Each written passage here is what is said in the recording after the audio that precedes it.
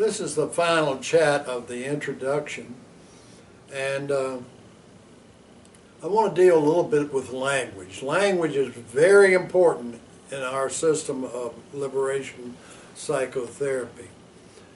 But I want to go beyond left brain generalizations that a lot of therapists deal with in both the United States and the world. And I want to talk about using very simple or elemental, basic language. Let's take the word anxiety. The anxiety, like a person will say, I have anxiety, as if they have been invaded by an it that's taking over their entire personality. Now, I don't like its. I like a person to find out what they are doing in terms of creating in their own heads anxiety.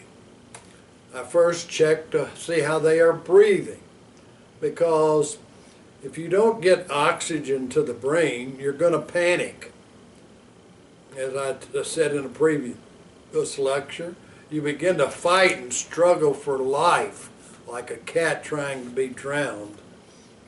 I also wanted to understand what a person was creating into terms of catastrophic fantasies, of how they go out in the future and create something that is just driving them nuts. I'm always moving, my wife was always moving in our liberation psychotherapy, for the person to take responsibility and not believe that there was an it like anxiety. The third thing about anxiety, first one is breathing, the second one is what their catastrophic future fantasy is. The third one is how have they lost something that was deeply precious to them, what Freud called the loved object. Did they lose the job that they have invested their life in? Did they lose a child? Did they lose a parent?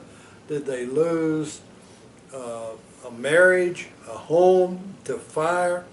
What was a major loss that goes in to a person saying, I have anxiety? And then we could deal with what was the major loss and the options the person had. We did this, of course, with a lot of right brain therapeutic tactics. Now let's take another word, because I'm talking here in this final lecture of the introduction about these big words that seem like they're an it.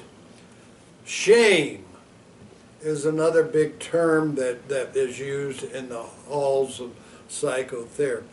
Shame means that a person has done something against their self-concept.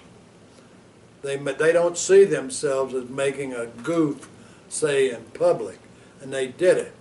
Now shame continues because the person thinks everybody knows about it.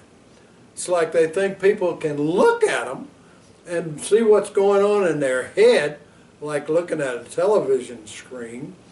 And so they have this belief that others are mind readers and see what they are most ashamed of.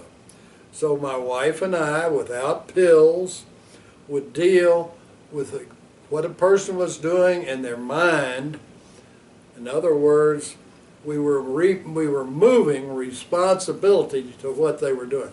Back in the background of my mind always is the long trek of evolution, where people survived without all the medicines of the modern world and figured things out. And I have a long history with study of philosophers and theologians across the ages, how they figured things out. Another word that is used is depression. My wife and I, in switching responsibility to the person, would always say, what are you repressing? What are you pushing down? What is it that's holding you back? Now frequently they will say sadness, because we teach them emotions. And then we will understand that a lot of people are repressing excitement. And some, the most of them, though, are repressing or pushing down anger. They're in a situation where they think they cannot express it, or maybe their religion says they're not to express it, or their culture may say that they're not to express it. So we want to understand what a person is doing inside. Another word that we wanted to deconstruct is the word guilt. Guilt is an internal dialogue. You'll recall that earlier I talked about the functional diagram. Guilt is a dialogue between the critical parent and the adapted child. And so we, using a technique of Dr. Pearl's, would put the critical parent in one chair and the kid that says, "I'm sorry, I didn't mean to," in another chair, in order to take apart the word guilt. And it was frequently, then we would say, "Okay, over here, come back over in your reason self." And when you hear this dialogue between the critical parent, who is that, by the way? And a lot of people would say my dad or my mom or my minister even, or my priest or my rabbi.